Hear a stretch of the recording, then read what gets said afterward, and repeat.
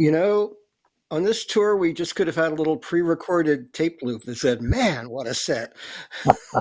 It's true. You know? I was thinking they start doing Lost Sailor and Saint of Circumstance, and I'm thinking that can't be the end of the set. I mean, that and then Jesus, they just kept going. That Let It Grow, the Jeff's good piano solo at the end there.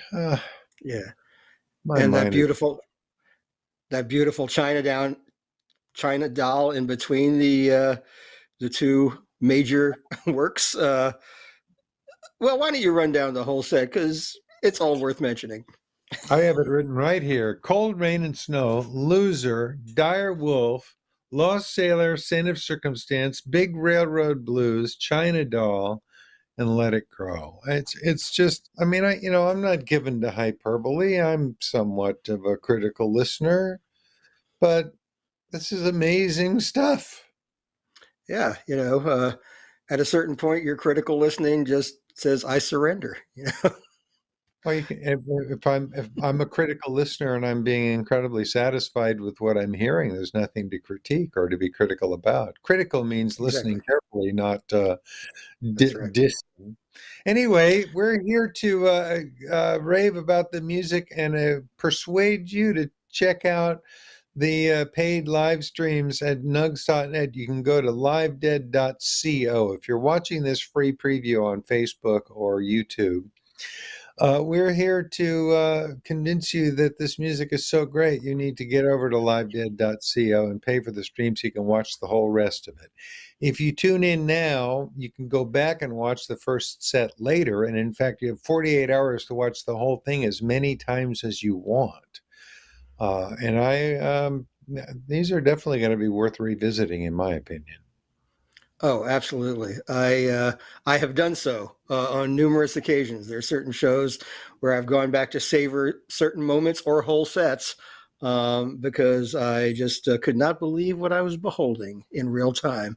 So we really recommend this, and of course, you can have the audio portion of the music forever if you do the downloads, or you get a streaming subscription to nugs.net, which has every Dead and Company show going back to 2016. So you can savor this stuff that's been going on for 6 years now, 5 years, 6 years. Going on 6.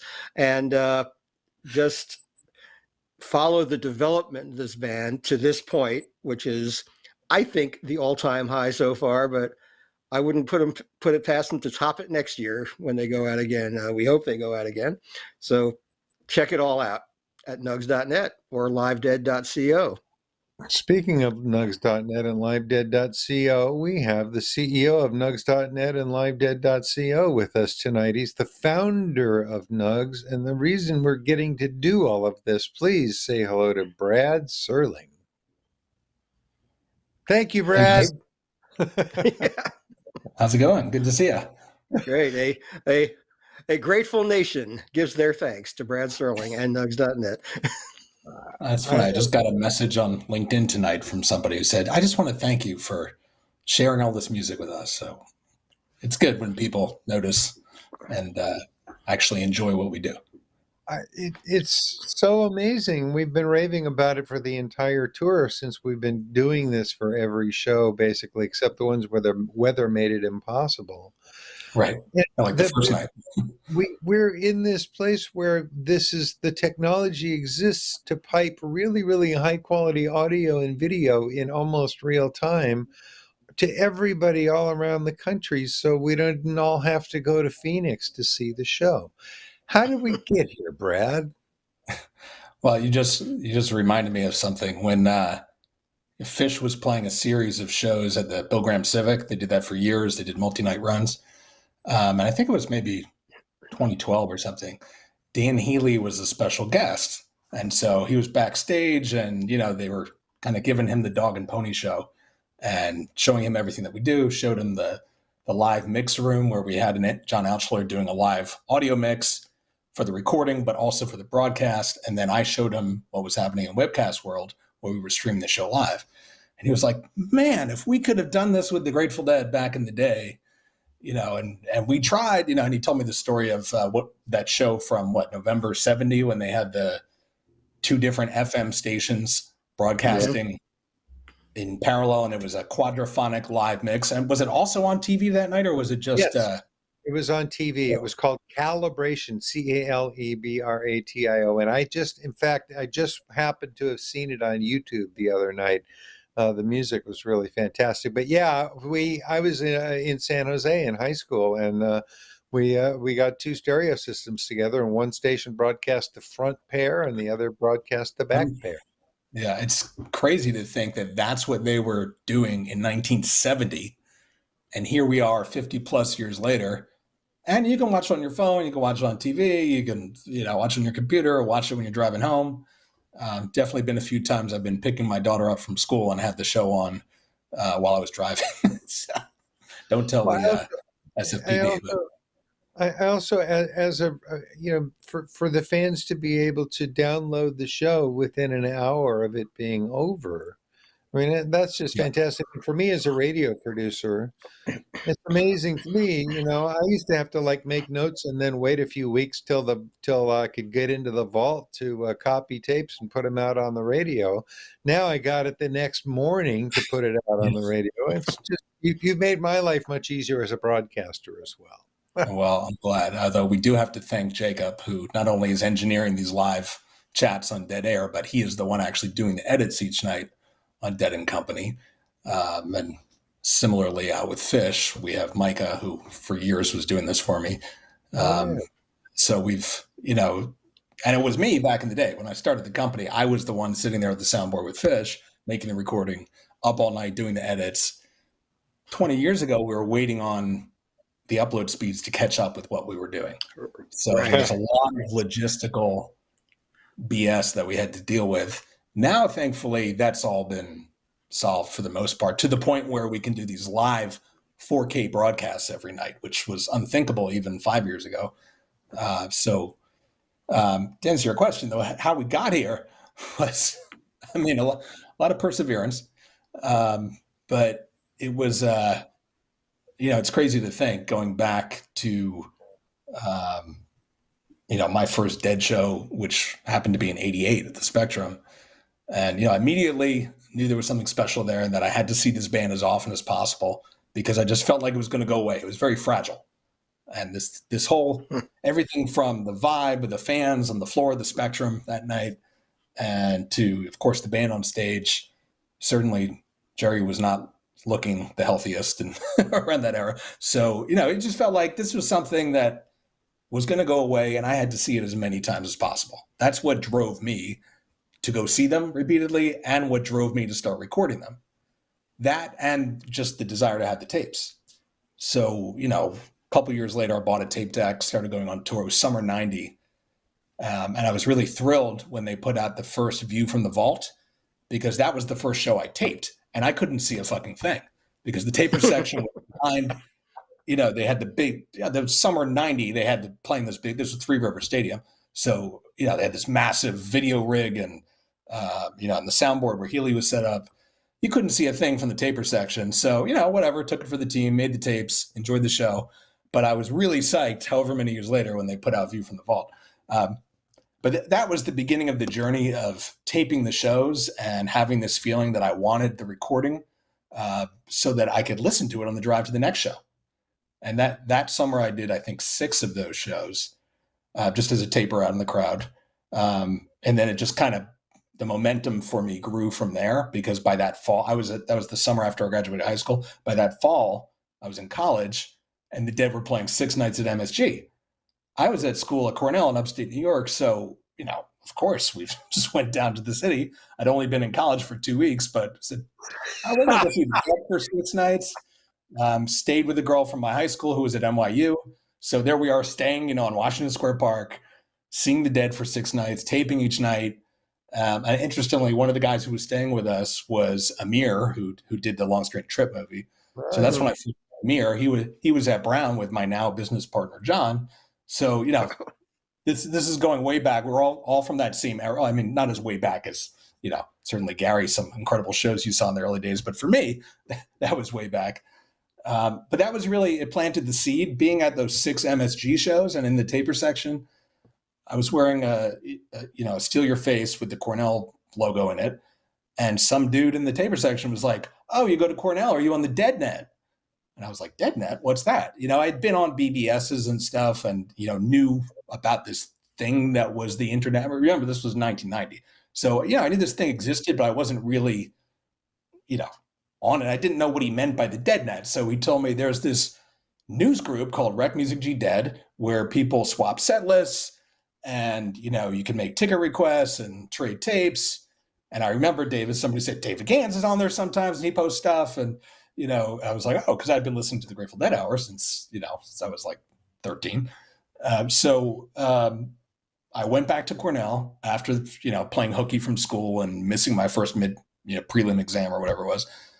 Got back and interestingly, I saw Fish for the first time about 2 weeks later. So all this stuff kind of happened right around the same time. But I went to the Cornell Computer Center and I already had a modem and everything. I was like, how do I get on this thing called Deadnet? And they were very patient with me. And they were like, here's what you do. You dial into this number and use your account. Every student has an account, but not everyone, really it was only computer science students. I was a history major. So they walked me through it. I got on Rec Music G Dead. And as a freshman at a very big school, I didn't make a lot of friends at first because I was, I pretty much took off for 2 weeks to see the Dead right when school started. And I had some friends that I'd made, friends in my dorm. One of my best friends to this day was in the dorm room across the hall from me. And he saw my Dead tape collection and we immediately became fast friends. He was always like, give me the best Stella Blue. So, some of those guys are still friends to this day. But my point was that community on Rec Music G Dead really became my friends.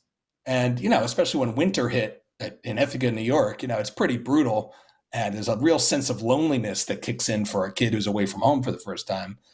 And, I found that getting on Usenet and talking to all the people in Rec Music G Dead was really it was amazing. And I would go and talk to my friends in the dorm and play tapes and ever and tell them about all these people that I was meeting online. And they thought it was a little weird. I'm not sure they really understood what I was saying, but I felt like I had this whole community of friends.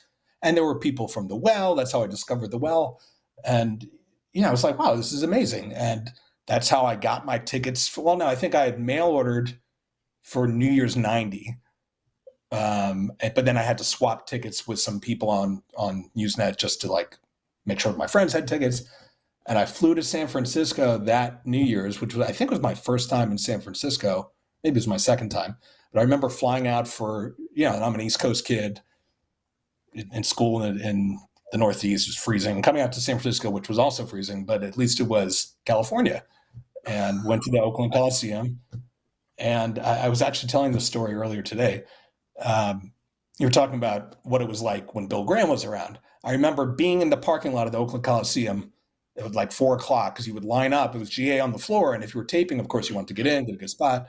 So we were lined up around 4 o'clock. It was freaking freezing, foggy and cold. And Bill Graham is there with a thermos serving soup to us online. And, at the time I was like, oh, that's cool. Yeah. And I knew who Bill Graham was. And, I was like, that's really cool. And now you think today, could you imagine Michael Rapino standing online serving people soup on a cold day? I mean, he's a wonderful guy, but it's just like that ethos. And that always stuck with me, especially as Nugsnet grew over the years. It was like, that's how you take care of your fans. And interestingly, bands like the Grateful Dead and certainly Fish, and something I never would have expected, but bands like Metallica, they know how to take care of their fans. And it's fan first. And that's why I work with those bands and those bands work with me and we work with the fans to engage them in things like this. And another reason why we're doing this show right now. We don't need to fill the time I didn't have to hire you guys and do all this stuff. It's to keep the fans entertained and do something cool. It's like we have this medium, let's do it. But that was really put in my head by Bill Graham on that New Year's Eve cold afternoon when we were waiting to get in and set up the tape deck. And then once inside, I remember the volleyball net set up in the back of the floor. So you're waiting, you get in early and, there's a lot of time to kill.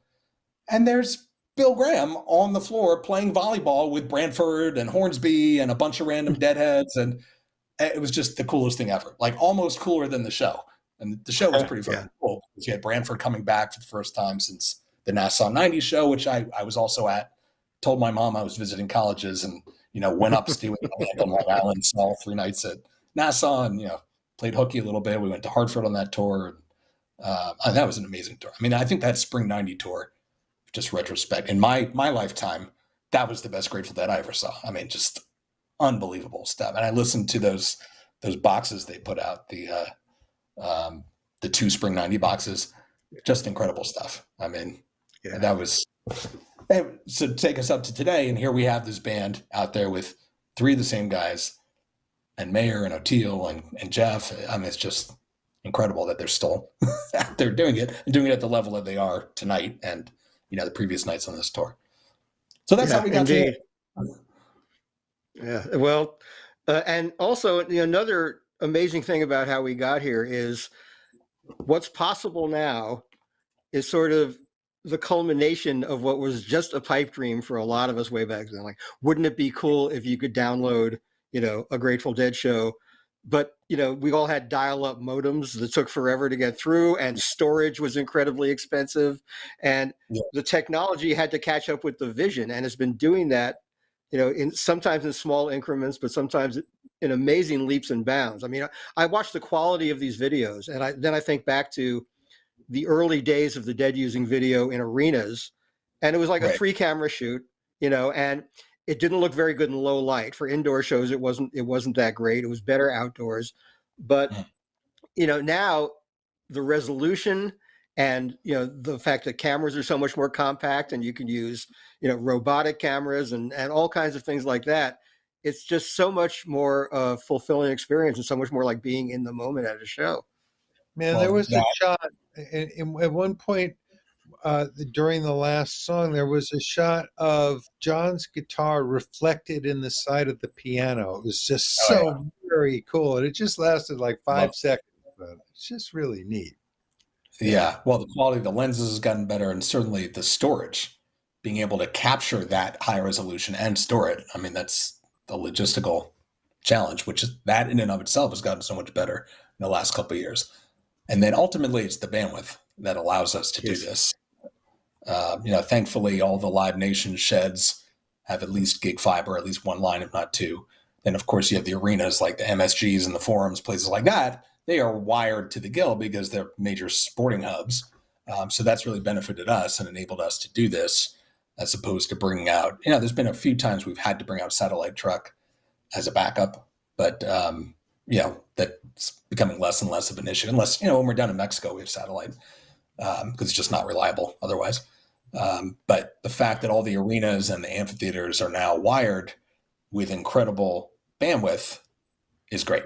It's been a game changer for us and allowed us to do this and do every night as a pay-per-view, which we really couldn't do a couple years back.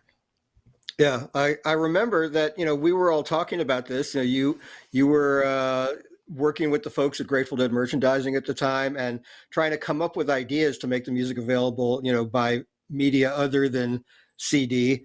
And this was actually a couple of years before the iTunes store opened, or the iPod was widely available. And when the iPod came out, it was those little 5 gig things, and I remember having a conversation with Cameron Sears who said, yeah, they're working on these new things where you could have a whole tour on this one handheld drive, and now it's so commonplace, I remember I had an assignment one day. So quick backstory, the Grateful Dead Productions had hired me in 2000, and I worked for them for 18 months. And one of my first assignments was to go buy a Creative Nomad jukebox, which looked like a Discman, but it was a hard drive inside. And we took one, put a Steal Your Face on it, and I loaded it up with a bunch of my favorite shows and handed it to Bobby. It was like, this is how we're going to deliver shows, because 21 years ago, that was the way that we were going to deliver shows. I think I remember. Did I meet you around then? I think you might have been at that meeting. I think, David, you and I first met at the Maritime Hall in '97 when you were playing with Phil. That's the first time we met face to face. But another quick backstory, I was emailing David in maybe 94, 95 to figure out a way to put Grateful Dead Hour on the web. And at the time I was working for Adam Curry, who was the big here at MTV VJ. And He quit Yeah. MTV, started a company called On Ramp. I was his first employee. That was my first job out of I college. remember. Well, So I was sending David these proposals of, oh, hey, we'll put the Grateful Dead out. People can listen to the audio, because Real Audio was one of our clients. We were one of the first people to use, which was the first commercially available streaming format for audio. So I gave David this pitch. Oh, we'll just put up Grateful Dead Hour, we'll stream it, and we'll get sponsors attached to it. It didn't go anywhere for a variety of reasons, but that was the first time I'd reached out to you. It wasn't for my lack of desire. You and I were all set to No, I make know it. it was. It ran into the obstacles, but It wasn't. anyway. Back to the story you were telling. Yeah, About the hard drive with the. Yeah. Yes, the interesting thing that I guess I don't know if it's public knowledge at this point, but I don't think there's any secrets now. Back then, there was this notion of Project Bandwagon, and that's what I was hired for. I was hired to be essentially the CTO of Project Bandwagon, which never actually happened. But the idea was that the Grateful Dead, who certainly had the history and the vault and Grateful Dead merchandising and all that stuff in-house at Grateful Dead Productions at the old warehouse on Belmar and Keys. So they had all this infrastructure. And then you had Corin with Dave Matthews Band and what he had started with Music Today. And you had Fish, certainly, that was very much doing a similar thing along their own path. And then you had bands like Pearl Jam. And you had, later on, there were a couple other artists involved, like U2 and Dylan and some other stuff. But when I was hired, my very first day on the job was a meeting with Bobby, Billy, Mickey, members of the Grateful Dead staff. David Lemieux was there, Dennis McNally, of course, but also Jeff Ament from Pearl Jam, Bierman, who ran the fan club. Kelly Curtis was there. And, the idea was, hey, we're going to pool our intellectual property and create this entity. And, at the time, the thought was to go public. That was right before the market crashed in 2000, or the first dot-com crash. But the idea was, hey, we're going to take control of our own destiny and distribute the music on our own terms. And I was like the technical advisor, because my day job was building Budweiser.com and the NFL's first website. And, I had done the Grammys and all this, first generation of .com sites. And I was running nugs.net as a fan. So they saw what I was doing as a hobby and saw what I was doing professionally. And, they figured I must know what I'm doing. And, like they said when they introduced me to the band for the first time, this is Brad. He runs this site called Nugsnet. He's the only one on the internet not ripping us off. so that's how I got the gig. Yeah. And that's what led to that meeting with the hard drive that I, showed Bob. And I remember playing him, like, I think it was that Des Moines show from '74 that's now released as one of the Dave's picks or something. It has that Eyes Big River that I just always love. So I played that for him off this device. I was like, this is the coolest thing ever. This is what we should be doing. Also pitched that to Corin. That was the first time I met Corin Capshaw, who's now Fish's manager. But back then, he was Dave's manager and had just started Music Today. So interesting the way this has all come around. And, long story short, we could never get it off the ground with all those different bands. Through Bandwagon, I met John Paluska, who was managing Fish's original manager. We really hit it off, and Fish had just broken up. The first last show ever was October 2000 at Shoreline. Bobby came out the night before. Then the next night was first last show ever. So that was the first time that Fish had invited me backstage to meet with Paluska and Jason Colton. And we sat there and just had this, brainstorm of like what live Fish could be, even though the band was breaking up, basically. Everyone pretty much thought the band would get back together. Nobody knew when, but they were just taking a break. So we planted the seeds for what became Live Fish, and I ended up doing it with Fish. So Project Bandwagon kind of wound down, and I went and Fish came back New Year's 2002, and that's when we started Live Fish. That's when Nugsnet went from just a fan site to a commercial service where you could pay $10 and download that night's Fish show the next day, which is really the genesis of what we're doing here tonight. And here tonight, we're doing every single thing that Nugsnet does as a company. It's a pay-per-view in HD and 4K. You can subscribe and get access to all the shows and all the other bands we work with. You can still buy downloads. You could still buy it on CD. If you're at the show, you can scan your ticket, scan the barcode used for admission, and it unlocks the stream of the show. So pretty much every single thing we do as a company is being done by Dead and Company, which makes sense. I mean, of all bands, they're the, the ones who do everything. And now Fish is doing Fish was doing all those things, but didn't pay-per-view every night until this tour. And that's because of COVID, basically. We decided so many people who can't make it to the shows. They always had the feeling, well, let's not kill the golden goose. Let's not pay-per-view every night, even though we can. So the audio has been going out every night for Fish since 2000, but video was not an every night thing until this current tour. So now Fish and the Dead are doing everything we do. And then other bands like Pearl Jam, Bruce Springsteen, Metallica, they kind of pick and choose the different things that we offer based on what suits them at that time.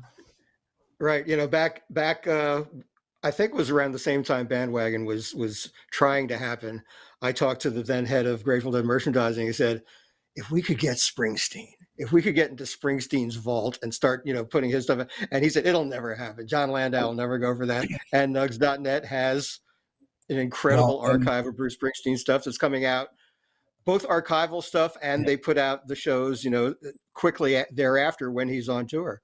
Yeah, when E Street's on the road, we put out every night, and that I honestly still can't believe that I get to do that. That I have unfettered exclusive access to the Bruce Springsteen archives. It's just like, it's insane. As a kid who grew up in Philly and the kind of the shadow of Bruce, Bruce in the 80s was like the biggest thing ever. So, I still get a kick out of it when I see my 12-year-old girl in her Born in the USA t-shirt that I got her the last time Bruce was on tour. But it's, and Landau is like, what a mentor. I've learned so much from him. It's just a privilege and an honor just to get to talk to him on a regular basis, because we put out a monthly archive series. So we're back and forth on, which show we're releasing and where it's being sourced and who's doing what. And, it's a lot of times where he'll nix the show, which can be frustrating, but he always has a reason. And it's amazing his memory that he's like, this one, but what about the night before where, how does he fucking remember this? They just put out Danny Federici's last show. He was already on leave from the E Street Band. So we did on Friday. He was with a terminal illness, and then he came back to Indianapolis for one night and played with the band. And I'm so glad that's out and available, because it's so poignant and beautiful. But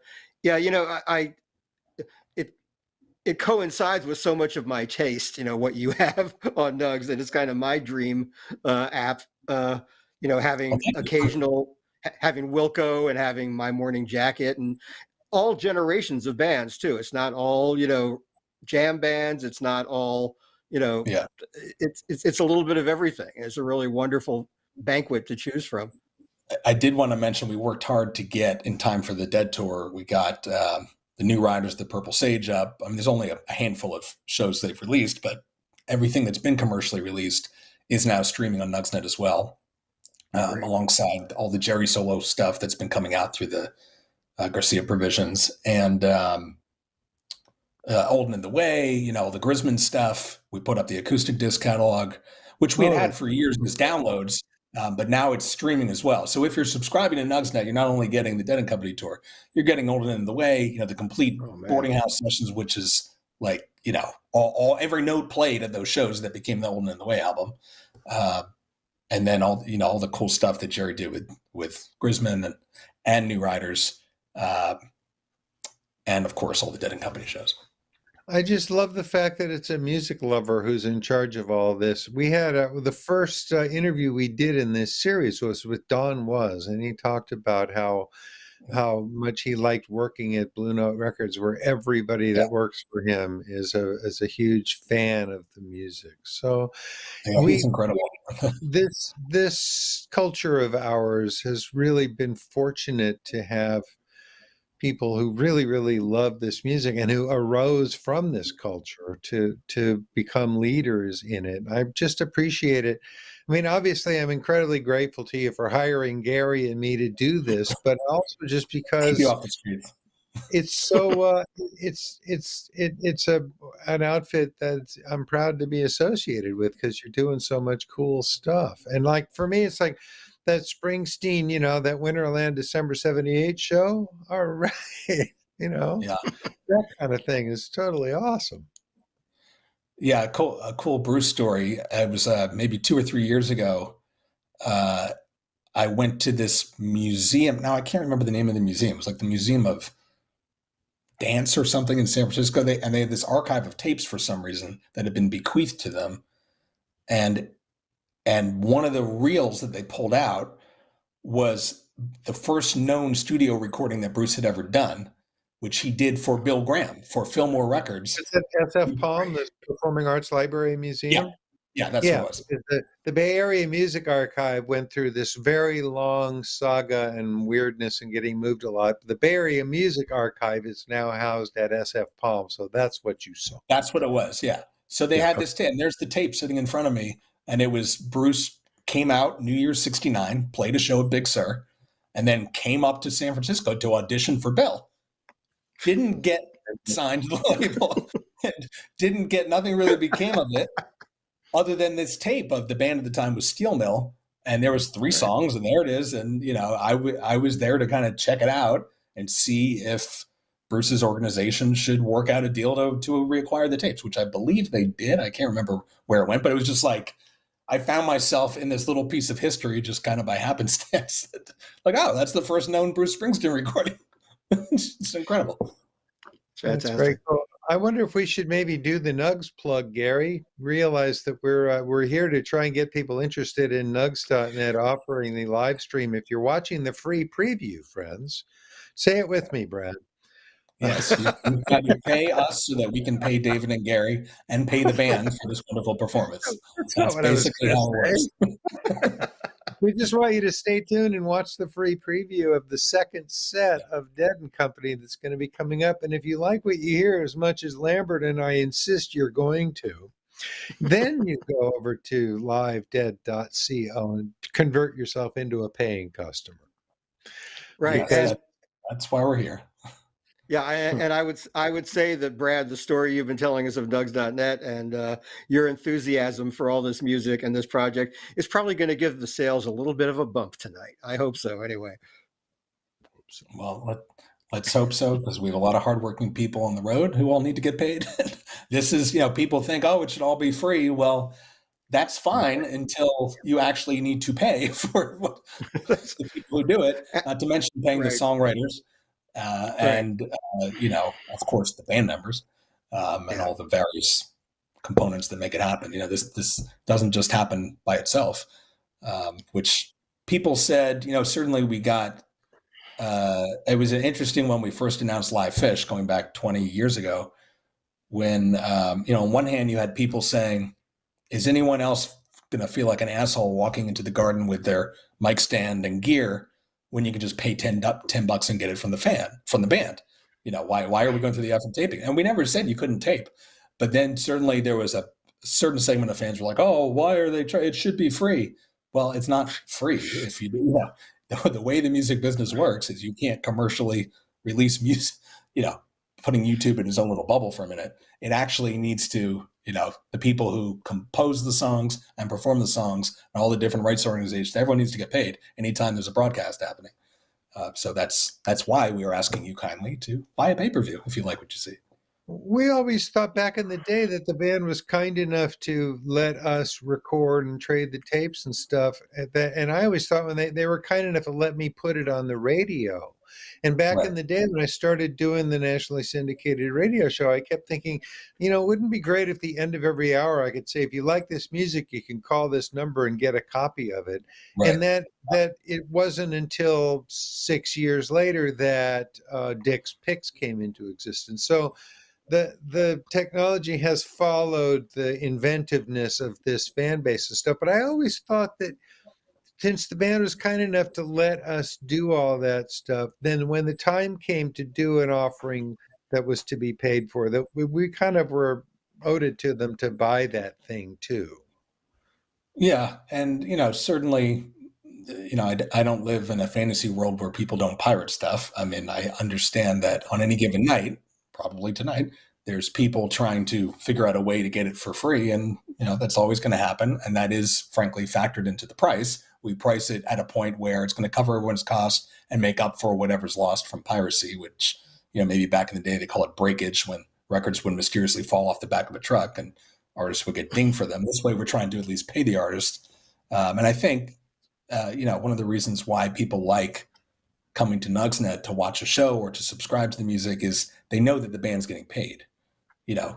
If they're paying Nugsnet, then we're paying the band. There's nobody else it's not like going through, certainly we have in-app purchase on Apple, on iOS and Android. So, to a degree, it's going through Apple or Google if you pay that way, or if you pay directly with your credit card, the money is going to the band. And, I think it is worth mentioning that on the streaming basis, we're paying 3 times what Spotify pays on a per song basis. Granted, we're a much smaller pie. I'm a drop in the bucket compared to the sea of Spotify in terms of streaming audience, but our royalty rates reflect that. So we're trying to be as equitable as possible to the artists who are gracious enough to allow us to do this. And so for the bands that it works for, it really works for them. Yeah, Everybody wins. I've always been kind of amused that, Deadheads tend to be very selective in which parts of the Grateful Dead philosophy they want to embrace. That famous quote of Jerry, once we're finished playing it, it's theirs, was very specifically about allowing people to tape shows, in the moment and then trade them with their friends for no profit. But then Jerry just as vehemently would say, no, not everything shouldn't be free. These are professional people making music. They're professional technicians who make it happen. They're promoters who rent the halls. He was not ambiguous about that. He was talking about that one specific thing, and artists and all the people who put hard work into this stuff deserve to be rewarded because it's their job. Yes, I think people forget the music business is a business because it's a business. And like Bill Graham famously said, it's not about the money, it's about the money. So right. At the end of the day, the companies that are doing this, they need to earn a profit, otherwise they can't keep the lights on. Right. Yeah. I think the culture of expecting stuff for free had its heyday in a certain time. I don't hear a lot of resistance to.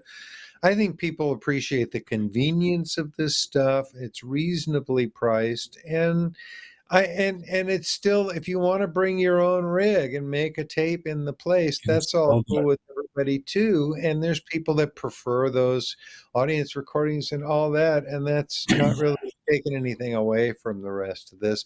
Seems to me, and I being a person who creates intellectual property as well as somebody who consumes it, I have a tendency to go ahead and pay for stuff because I would want people to pay me if they had my music, right? Right. So and I think a lot of people realize that it's a two-way street, and nothing really does come for free. And that is why we're doing this right now. Every single night we're doing at least 2 songs a night, sometimes more, depending on what they play. The opening of set 1 and the opening of set 2, we stream for free across the band's socials, YouTube and Facebook, as well as on Nugsnet.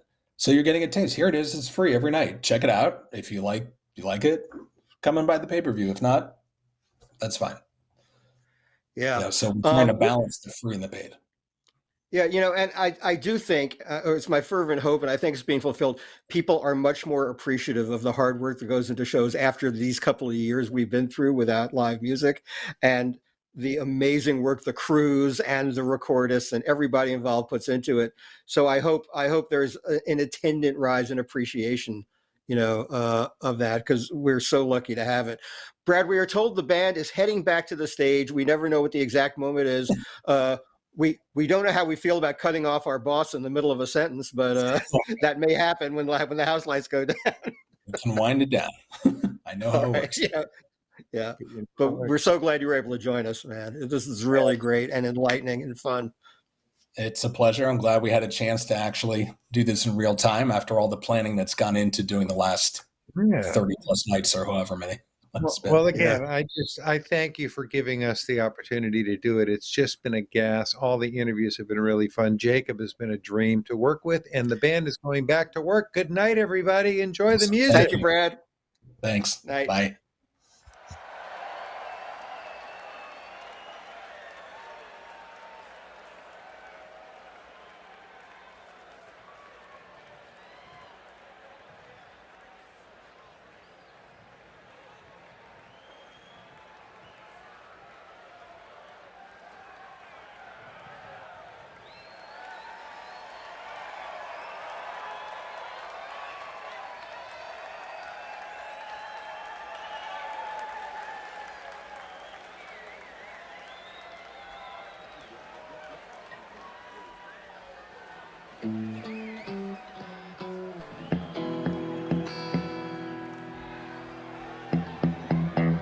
We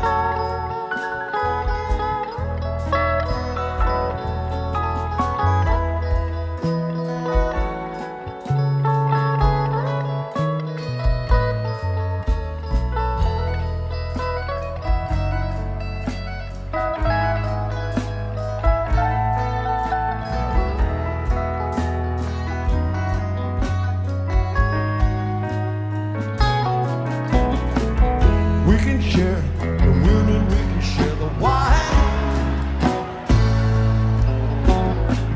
We can share what we got yours, 'cause we don't share all of mine.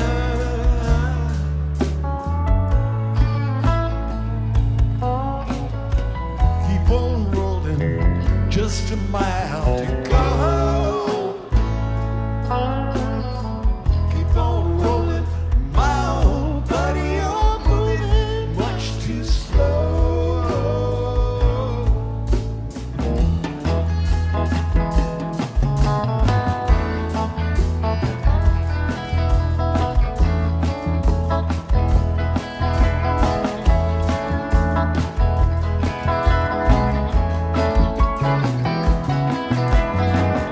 I just drove to watch me right outside the fence. Took his rings for bucks and change. Ain't that heaven sent? Hurts my ears to listen, shining and burns my eyes to see. Cut down a man in cold blood, shining, might as well been me.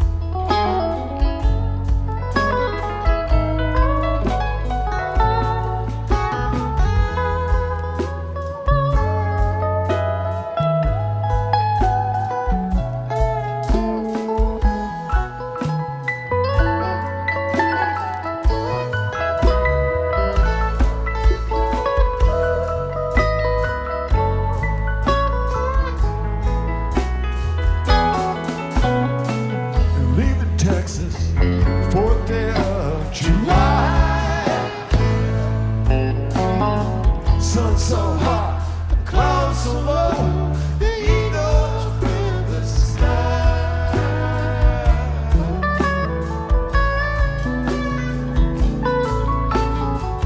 Catch a Detroit, lining in the Santa Fe. Great Northern, out of Cheyenne, from sea to shining sea.